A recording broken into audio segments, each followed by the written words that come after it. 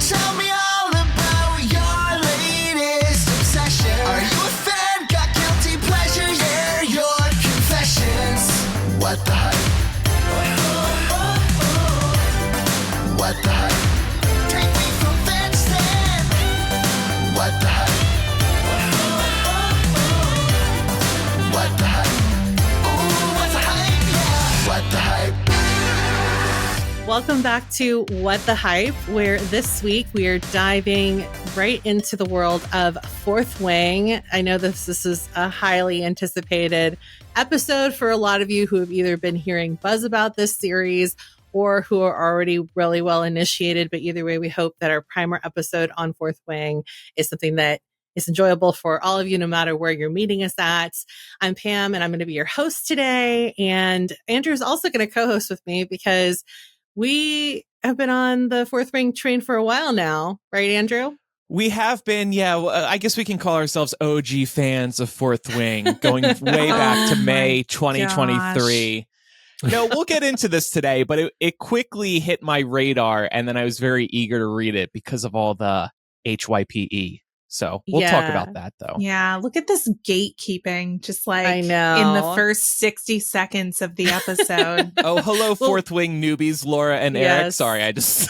Yeah, stole the thank intro. you. Thank you for throwing us under the bus. No, I just said May 2023, and sorry, I already stole a point that Pam was going to introduce, but nobody is late to the boat right now. It only came out a year and a half ago. Yeah. So it's We fine. just happen to be reading around the same time, Yes, Andrew and exactly. I. But we're really excited that Laura and Eric are here because I think we all, like Andrew and I both kind of figured that since we enjoyed this book, that some of you here, our fellow co-hosts, would also enjoy it. So we hope that we were right about that. But it's nice to have both of you on as our resident newbies. Good to be here. I've been enjoying being in that role a couple of times now for our primer episodes, notably with The Boys comes to mind, and so far so good. Heartstopper as well. Very enjoying getting introduced to many new things that my friends love. Yeah, and I think this is episode 14 or 15, and I'm excited we're getting to Fourth Wing now because it's easily one of the hottest fandoms of the last year and a half. And if you haven't started reading it now, especially our audience, the people who follow us, I think you should be reading it. And we'll try to explain why today. Well, we're going to hop into the 411 in just a second. But before we do that, I just want to let you guys know that this will be fairly spoiler-free, but we will have spoilers through chapters 1 and 14 of Fourth Wing. So that's about 169 pages. It's a quarter of the book. So it's really not very much, but that's what we requested of our newbies at the bare minimum to join us on our primer episode. So if you're really worried about spoilers for the first few, like 100 pages, then you could hit pause and come back and join us. But it's really, but don't be. You're Listen not, anyway. You're not going to miss very much. It's nothing crazy is happening. So, that's your spoiler warning, I guess. And it's a very mild one. So to kick things off, we just wanted to give you all a good idea of what Fourth Wing is about, just in case you don't already know. This is the new adult fantasy novel by author Rebecca Yarros. And as Andrew mentioned, it was published on May 2nd, 2023.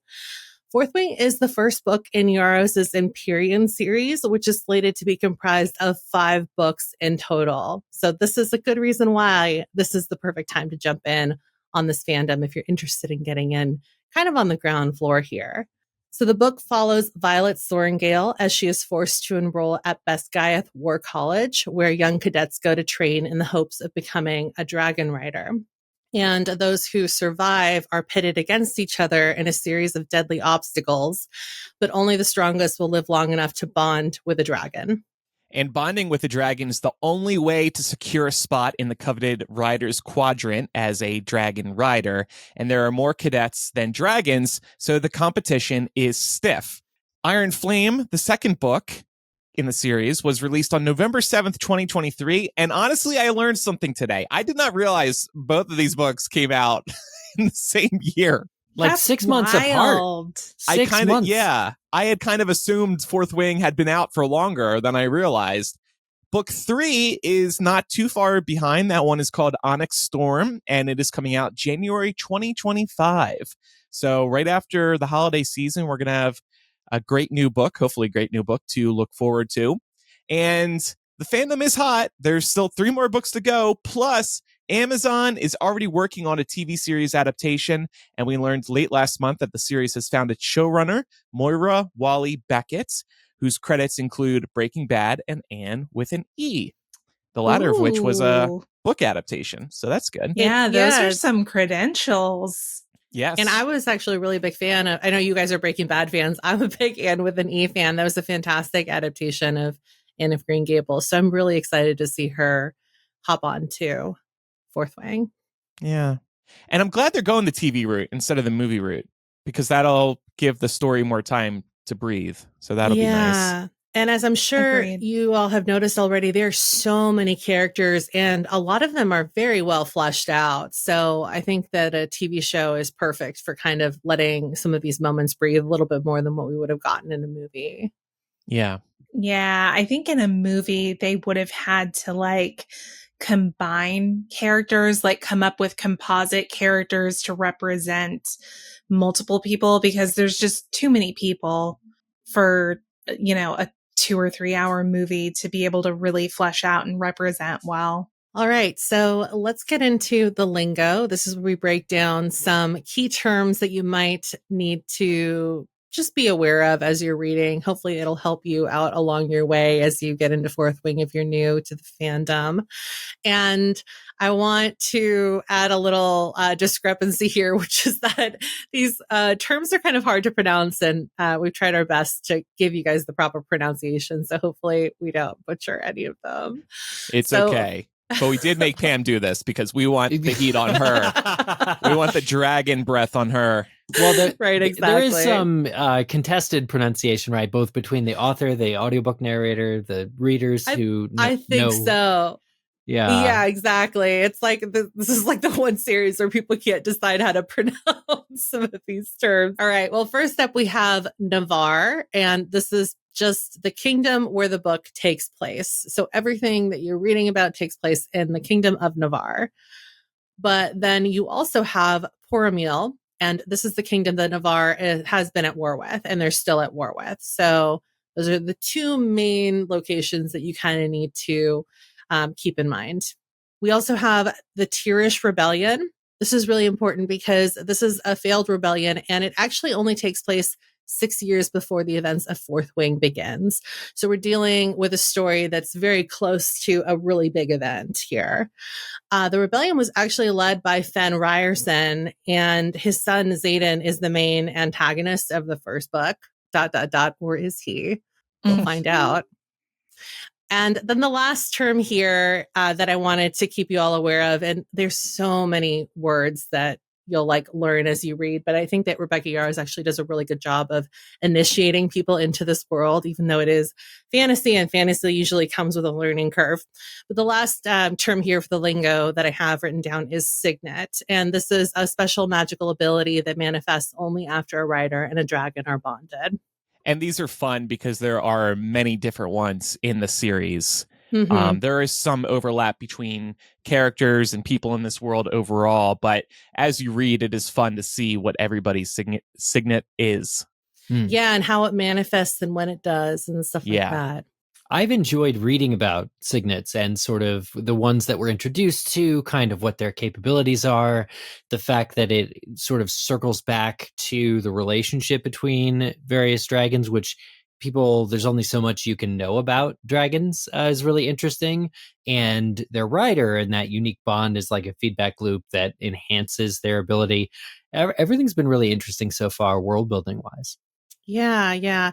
And, I think what really helps with that is that Violet she always thought she was going to go into the scribe quadrant. So she would have basically been a historian and somebody that was documenting all this stuff. But because the book is mostly told through her eyes, we get all of this background information in a really interesting way because our character is just super smart and is really knowledgeable in ways that most people that go into the writer's quadrant don't have to be, because they've been focusing on bulking up and strength training. The two things to know about Violet are that she's smart, like you're saying, and she's small. She's very, very small. Since this is a primer episode, I feel the need to state just how small Violet Sorrengail is. Very small. It's mentioned a lot. And she's got a chronic illness, and that's something that's huge. I know a lot of people have lauded this book series for showing a main character that is strong despite her chronic illness, and that deals a lot with like her physical weakness as well. So, and she actually recites her knowledge during stressful situations, which is also a way, and it calms her. That's like her way of calming herself, like it's so bringing herself back into her really books, geeky. which she loves so much. But it's also such a great way to introduce new information to the reader. Yeah. And there's like some stuff in there. Some like I was rereading the book for the purposes of this episode. There's some good like little Easter eggs in there. So you guys keep an eye out for those. Not everything is important, but some of it is. Ooh. So to kick things off here, we want to dive a little bit deeper. And I want to start off with Eric and Laura, since you are our newbies. Do you remember the first time that you heard rumblings about the book? This was not on my radar at all until we interviewed the Fantasy Fangirls on MuggleCast, who had, I guess, basically blown up with their talk about Fourth Wing. And in fact, I'm also not an avid TikTok user. And so book talk being a thing that also would have brought this book to my attention was also not on my radar at all. So, I mean, I understand it actually heartens me that the book only came out a year ago, because usually by the time I get to books, they're in paperback and have been out for many years. And there's already a movie adaptation and all this other stuff. So I'm grateful to have found one that came out just 15 months ago.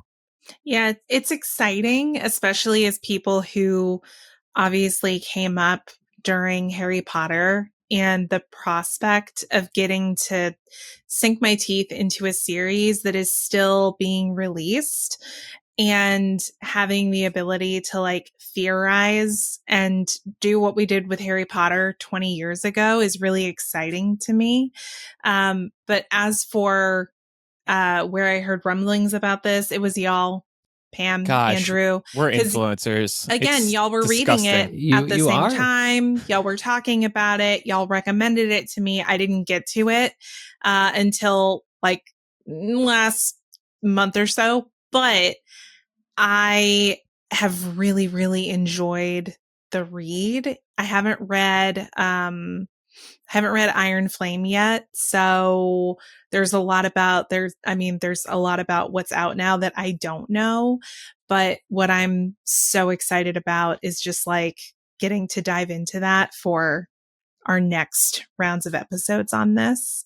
But yeah, it definitely kept me coming back. It's a real page turner.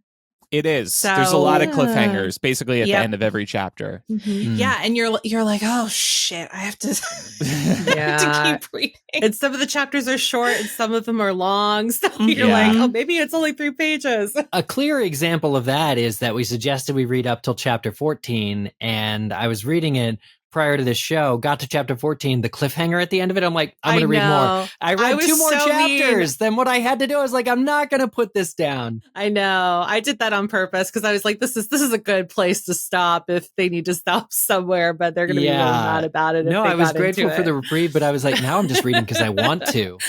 That's great. What piqued my interest was all the attention that it was getting. I actually think I had happened to see, for some reason on TikTok, the Fourth Wing coverage from the Fantasy Fangirls. And I just kept hearing more talk about it on social media.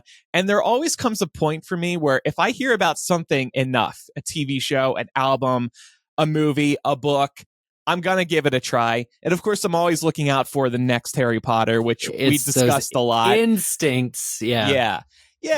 So I wanted to give it a shot, and I'm really glad that I did. And what kept me hooked was all of the cliffhangers and this.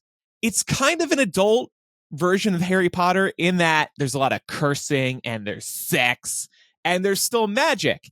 And there's just this really nice fantasy world that also isn't too heavy fantasy, let's call it. One thing that somebody told me at the beginning or before I got into it was that it was fantasy light. And that stuck with me. It's not like Game of Thrones level fantasy, which is too much for me. It is a lighter version of fantasy, but not too light either. I think it's just right. Since I read this book, I've been describing it to everybody as How to Train Your Dragon meets the Hunger Games. And I like both of those things. So I was hooked right away. And yeah, it just makes for a really fun read. Yeah, it is a fun read. And I think it's also been like we've been far enough removed from like the dystopian boom, as it were, that it's like almost refreshing to read something that is also tied to a rebellion. I like that. I'll also say, like, I was familiar enough with fantasy as a genre to appreciate the world building and fantasy aspects of this one, magic, dragons, kind of the cool things to learn about all of that. But I am less inclined or less experienced with the romance aspect, because this is technically like a romantasy book, right? Is the genre of romance and fantasy. Yes. I was not prepared for how thirsty the main character is. I was blown away, actually, by having the main character openly lust for, honestly, multiple people, or just be commenting on their appearance and how it quickens her heart.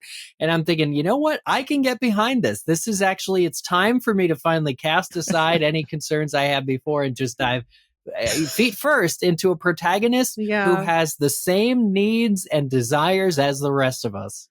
Just come over to smutty book talk. You know, I'm in. Yeah. Water's nice. Yeah. It's also refreshing to see a female protagonist portrayed in this way. I think oftentimes in media, in books, we tend to shy away from that. But seeing Violet just feel the normal human urges that we all have is something that we don't get to see a lot of. And I think it's actually pretty tasteful, at least in my experience so I far. haven't gotten to the so-called 30-page sex scene, but I'm told it exists. And for now, I'll agree with you, Laura. It's tasteful. Eric, when you get there, remind me to send you some screenshots of a text conversation I had with my friend. Okay. So you're not denying it exists. There's a 30-page sex scene. Don't remember it being 30 pages. Okay. But I'm sure it is. I wouldn't be surprised. But you know what? Yeah, good for everyone involved. Good for everyone involved. Good for the readers. Good. Yeah, I want to see that. I'll definitely reach out. I think we did kind of hit on this, but I think that like all of what we've been talking about is the reason why Fourth McWillie took off so fast, right? You have the action, you have the fantasy, you have dragons in a time where fantasy is really having a moment in the publishing world. And then you have the sex or the smut. And that's also a really popular genre right now across what, people are reading and what people are talking about online. So it kind of is like the perfect recipe for a bestseller here. Yeah, and I think people want to be part of the hype when they see something coming up.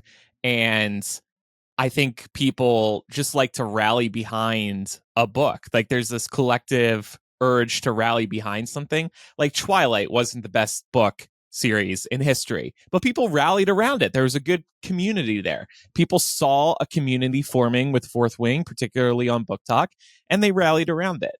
I mean, I think we're all looking for like a new fandom at all times.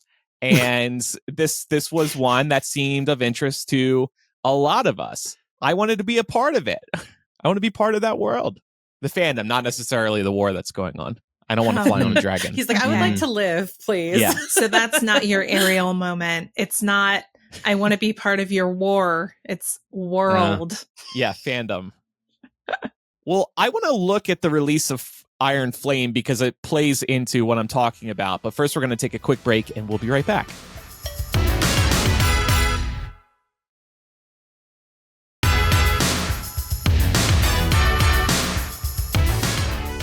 So I wanted to talk about briefly the release of Iron Flame. One reason I've been enjoying being part of this fandom is because it has brought me back to the Harry Potter, Twilight, and Hunger Games release days. So Iron Flame was released back in November. And at that point, I had already finished reading Fourth Wing. I had read it actually about this time last year, late August, early September. So I was excited for Iron Flame, and I pre-ordered it at a local bookstore. And I went to pick it up on release day, as soon as the bookstore opened that morning. And they have this section where all the pre-orders are available. You just pick it up and go. There was at least a dozen Iron Flame pre-orders sitting right there. And it just made me so happy to see a lot of people excited about this book that they were pre-ordering it and planning to pick it up that morning. And then I took a picture of it, posted it on Instagram. I mean, a lot of my that's another way I can tell if people are into a series. I hate to reveal this, but I use my followers. I test them. If I post this and I see a lot of engagement, that tells me something's hot. Ooh. At least with my audience, because okay. the Harry Potter background.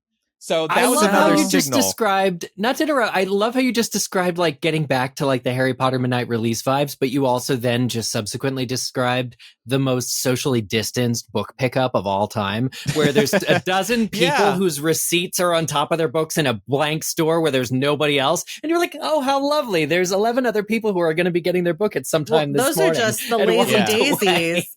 There were actually midnight release parties for Iron Flame. There were, yeah. Barnes & Noble held a lot of events. I don't think there was one here in Vegas because I remember trying to find one. I imagine there will be for Onyx Storm. Also, though, I'm getting old. Midnight book release on it. I mean, it depends on what day of the week it is, but I don't need to stay up for a book. What are they playing? Like, am I too old to be here? Yeah. Well, let's kind of dive a little bit deeper here since we all read the first 14 chapters. What are some other elements that really jumped out to us in the context of those first 14 chapters? It's definitely a really good coming of age story, but I especially like how specific it gets about being the younger sibling of two older, very well respected, successful siblings, and the child of a renowned figure who seems to want to set Violet up to fail.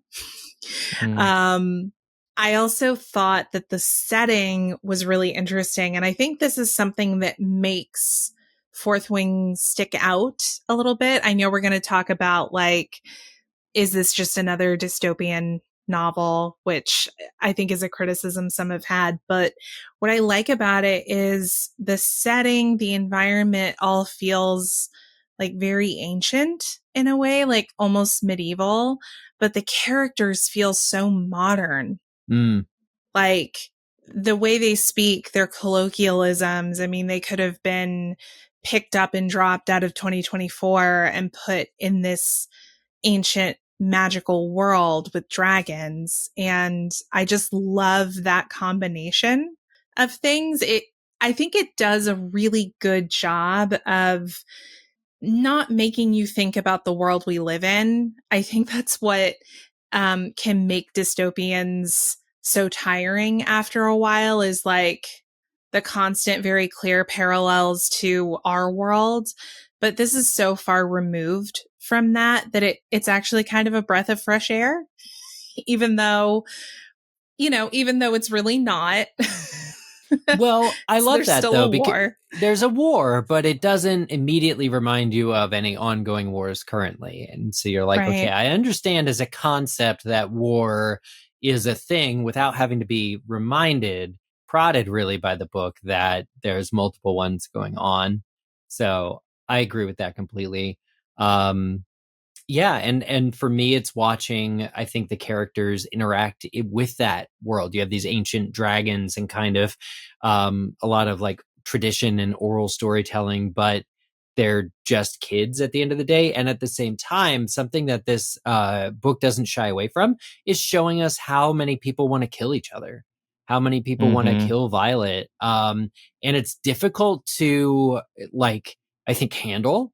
Because my anxiety flares when I read about somebody new threatening her, or actually the same few characters threatening her. I'm just like, oh my God, this is going to be awful.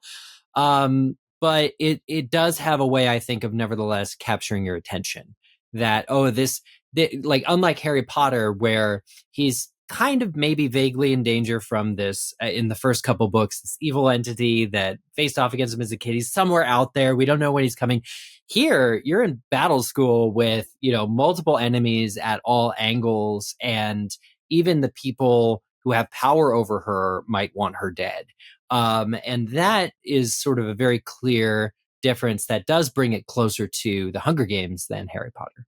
And the Yeah. book sets that tone, to your point, right away. I mean, basically, like the second scene we get, well, I guess you could call it the first if you consider the first a very long scene, right? Is Violet having to cross the parapet. That's the first thing you have to do to even get into this college. You sign up to cross this very narrow strip in awful weather. It's wet, it's windy, and you have no guarantees of surviving, even like getting to the doors of Biscayeth College. And she has to do this. And right away, you, like the author, it's actually very clever the way she does this. You see her interacting with people that you assume are going to make it across with her and maybe potentially go on to be friends with her. And she kills almost all of them. Yeah, there's Yep. a lot of death. Mhm. It's a subversion of expectations that hooks us Mhm. every time, I think. And that's, Yeah. I mean, I don't want to say I love violence or love death, but I love how like gritty, again, like a darker Harry Potter, a darker fantasy story than that I've read thus far. It's gritty. We've mentioned the magic. It's violent. There's a big emphasis on dragons. And their stories are very interesting and their background. There's also, in preparing for this episode, I reread a few of the opening chapters of Fourth Wing, and I had kind of forgotten about the dynamic between Violet and Dane at the outset and how that evolves and Violet's Oh, yeah. expectations there. So knowing where it goes, I found rereading that interesting. Another thing I'll say is, we've gotten a lot of mileage out of Harry Potter, both on this episode and in our lives. But it is a grown-up Harry Potter in a way, or it's sexed in a way that Harry Potter is not sexed. Even Katniss Everdeen of the Hunger Games, female protagonist, has very little to do with her own desires, not in touch with it. And that's not why people read that book. I love the Hunger Games so much, but it feels like Harry Potter has been able to grow up. It feels like a fantasy world that has a character who is more fully rounded because she's experienced more of the same things that real humans experience, I guess, in a way. I don't know, maybe that's just the appeal of romance Yeah. fiction too, is that you're going to have a character who's talking about these urges as opposed to a character that just doesn't have them. Yeah. And I think that's why a lot of Mhm. people do gravitate to new adults, which is another subgenre you could put Fourth Wing into. New adult is kind of like the midpoint between young adults and adult fiction, which didn't really exist when we were growing up. And it's specifically categorized by having characters that are in their 20s, right? And when you're in your 20s, you're still kind of coming of age, but in a different way. And a lot of times you'll also hear new adult romance being talked about because just by pure nature of being in your 20s, like most people are looking for love, are falling in and out of love. And so placing these characters in that age, which is really transformative, regardless of whether you're fighting alongside dragons or just like existing in our real world, has the capacity for a lot of different things to happen. And so I think that's why you get a lot of those traits and characteristics that you were just describing. I love that. That's good to know. Yeah. Yeah. And I think it's something that, most readers, I think, could identify with in reading this. Like, Violet has so much going on. The stakes are really high for her, but she's simultaneously like, man, I got to get laid. Like, that thought still crosses her mind, Yeah. Getting killed by dragons, getting laid. Getting killed by dragons, getting laid. What's more important? Hey, What should I YOLO, honestly. be thinking about more? Yeah. Yeah. Got to cut loose from time to time instead of worrying about dragons 24/7 and enemies. Hey, I'm not going to kink shame. Something else I wanted us to talk about here is basically just addressing a little bit of the criticism that Fourth Wing has received, because you can't reach the level of popularity this series has gotten without amassing some hate. So one of the reasons why Fourth Wing has been criticized by some is that they say that it's unoriginal. So just another dystopian fantasy novel, and that it's too predictable. The storyline is too predictable. And so I wanted to ask you all hear today, if you feel like the criticism is valid, and if it is, like, does that spoil your enjoyment of it? Because for me, it doesn't really, because I think about how, like, rom-coms, for example, follow a specific story beat, right? And when you sign up for a rom-com that you're going to end up with a happily ever after at the end, but that does not ruin the movie going experience for me. And so I think in the same way, sometimes like books don't get ruined for me if I'm having a good time reading it, even if I know maybe like what the end game is going to be. Right. It's Yeah. about the journey. Well, Mhm. right. And not just that, but there were years where I didn't take in basically any new media, but kept watching things that I had already seen before. It's comfort. It's exciting to go back and see things. So I wouldn't say that it's so repetitive or derivative or uninteresting as to be predictable. I'm still getting surprised. There are things that I enjoy being able to guess at and then being proven right on, but it hasn't been 100% success. And it's probably been closer to like, I don't know, 50 or 60. And I think that comes from, look, all books that want to be part of a certain genre have to adopt some of those expectations. But as we've already talked about, this book has subverted some expectations in pretty big ways too. So I like it for that. I think Yeah. accusing the book of being unoriginal might be a form of gatekeeping, because I assume the people who are levying these criticisms have read a lot of fantasy. So they see Ooh. Fourth Wing become super popular and they're Good like, point. oh, well, where have you been for X, Y, and Z? Mhm. But for me, this doesn't seem like an unoriginal story at all, because I haven't read a lot of fantasy. That's an So- interesting Yeah. point too. So I think people are just annoyed that maybe like their fantasy favorites haven't made it and they're finding some parallels. But still, it's like, how many original ideas can there be? I assume that this book isn't a blatant ripoff of any other particular book series. Does it pull ideas from other books, maybe? Sure. But that doesn't Yeah. make it unoriginal to me. And we still have 3 Yeah. books to go. So let's see what happens. Yeah, I mean, there are no original ideas anymore. It's about how you like operationalize them that makes them original. So I kind of hate it when people throw out these like tropes that, by the way, you'll see in any story, by the way, even Yeah. like Lord of the Rings and things like that, which by the way, I'm a big Lord of the Rings fan. But like people will hold up series like that as the shining example of like, this is peak fantasy. And it's like, at the end of the day, it still uses a lot of the same tropes you're complaining about seeing here. So like, why is it that you have a problem with it in a novel published in 2024 that features a female protagonist written by a female author? Yeah. Like, Wait a minute. I think you might be onto something. Yeah. It's how recent and modern they are, right? yeah, for sure. For sure. Does Rebecca Yarros have a doctorate? Because Tolkien did. I don't Hit know. the nail on the head right there. I don't know. I'm getting really close. I feel it. I feel it. One other controversy I do want to bring up is I started asking, when I started reading this last month, I started asking people who I know had read it what they thought of it. And honestly, it's wild. If you ask fans what they think about it and what they might not like so much about it, getting back the same feedback can be really, really interesting. And a number of my friends pointed out that they feel the series actually gets into some problematic territory with its portrayal of basically the main character being, having a chronic illness, but also just being so fragile. And I went into the book reading to see, okay, is this a thing where she's consistently described as weak, fragile, small, too thin? Could that be triggering for people who are of different body types? And I gotta say, I partly because my friends think so, and I agree while reading it, but there is an element, I think, of heavy-handedness. I think I am now more acutely aware or attuned to those types of modifiers, or her mentioning her body. And I'm thinking like, oh, okay, I probably wouldn't have mentioned that for the 18th time just now. I maybe would have held off or waited another chapter for it. I think there is something to this maybe description of the way that the author writes her main character also being either ill-advised, ill-informed, or just maybe a bit much in one area.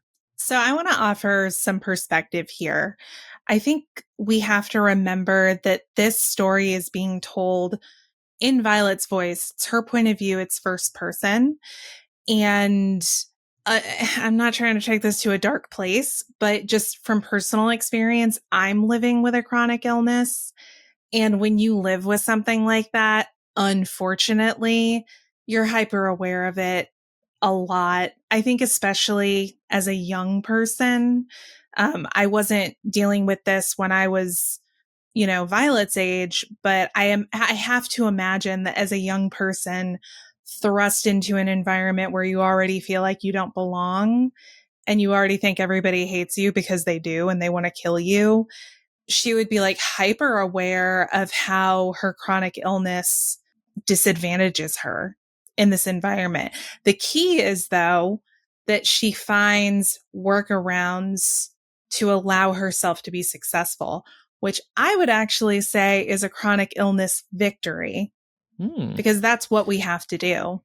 Yeah, I want to and thank I really you like for your that, opinion actually. there, Laura. I like that a lot too. I think that's thank you for sharing that. That's very valuable.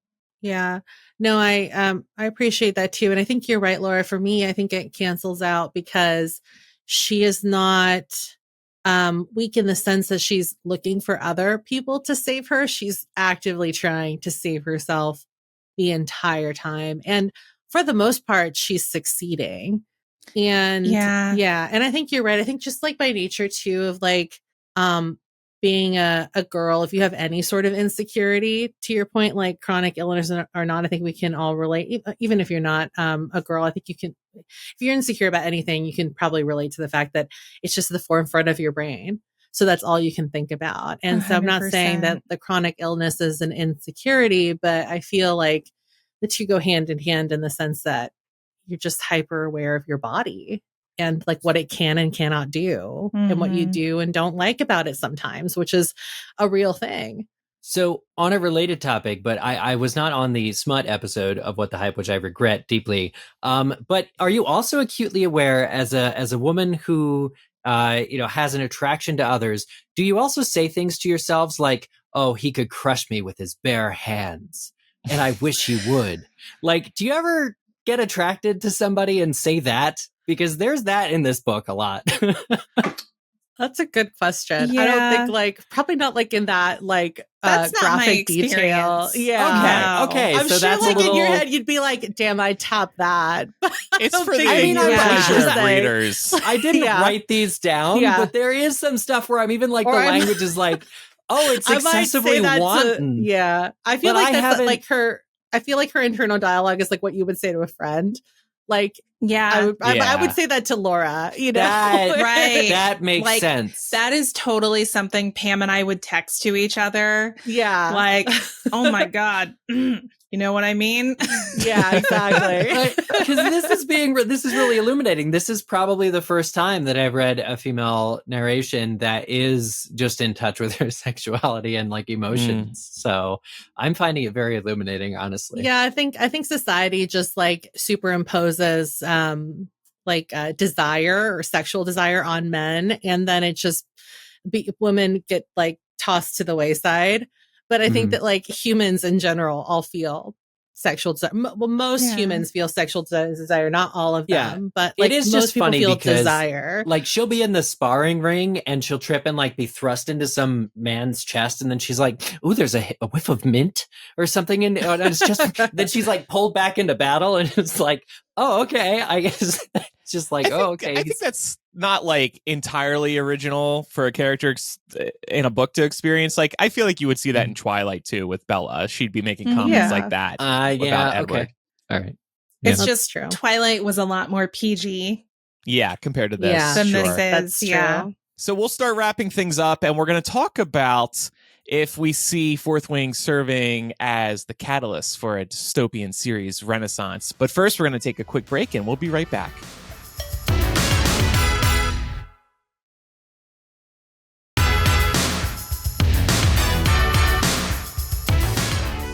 So I think I said something similar to this at the top of the episode, but it really feels like it's been a while since we've seen a dystopian novel really pop off. And Fourth Wing isn't really like a quintessential dystopian novel in the same way that, the Divergent series was or the Hunger Games was. But do you all feel like Fourth Wing is kind of going to serve as a catalyst for a renaissance of sorts in terms of that genre? Because it kind of sort of feels like when one thing pops off, many follow.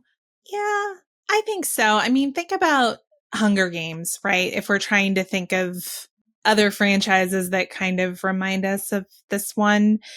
I mean, after Hunger Games, we got Divergent, we got Maze Runner, we got what else? Lots of I won't call them copycats, but definitely like series Dystopian. trying to like ride the coattails of the Hunger Games, right? Yeah. So I don't know what the success rate is going to be. I think it'll largely depend on how good it is, to be honest. The thing about the last dystopian phase was that it seems like people got burnt out pretty quickly because it's just so depressing, all of it. And I guess we'll see where Fourth Wing goes. I assume it will be pretty depressing at times if all the death we've been seeing in the first book is any indication. I do think publishers are already trying to capitalize on Fourth Wing's success. I've seen a couple of books whose covers look quite close to the cover design of Fourth Wing. So they're hoping to maybe trick people into thinking, here's another Fourth Wing book or Fourth Wing adjacent book. It might just be too early to tell. I personally am not looking for a lot of dystopian novels right now. I think one reason a lot of people got turned off pretty quickly by dystopian novels is because the world feels dystopian at times. So this is just wishful thinking, but I'm hoping this doesn't usher in another era of dystopian novels being wildly popular. It's too sad. Just from what I've heard, like isn't Book Talk basically your average, like everyday now modern day Scholastic Book Fair? Like people are finding more books because of this book, because of people taking to TikTok to talk about books. Like I really think that maybe we're in the renaissance of just even sharing what stories are already out there. Otherwise, I would suggest that it's too soon after the original book to really have a reaction to it have happened. All right. Well, newbies, the time has come. I wanted to ask you both if you're going to keep reading, and I feel like you might already have answered this. Yeah, definitely. I will. But something that's been sort of pushing me along, or something that really gave me a boost, is reaching that point in the book that we stopped at and being so surprised or invigorated to continue. And it also looks like, although most of the book has been very sort of dystopian so far, there seems to be some maybe humor right around the corner from an interesting direction. And so I'm hoping that I think what I really want in my perfect formula for the perfect book is, that the book I'm reading is slowly leaning actually towards that perfect formula by having a bit more humor than has existed so far up to that point. So I will at least finish the book, and if I like it, heck, the sequel, why not? As long as they can keep the balance of dystopian nightmare and sex. I knew you were going to say that. Pretty not necessarily even, but like leave you wanting more, right? Yeah. You finish some dark dystopian stuff, you move into the sex stuff, and when the sex stuff is over, you're like, oh man, I wish there was more. But then you're excited to learn what happens next in the dystopian part of the story. So I think I think that Rebecca Yarros strikes a really good balance with those themes. Yeah. I think that's kind of what makes it different, at least for me as someone who hasn't read like a ton of high fantasy. Mm-hmm. It feels like a nice entry point.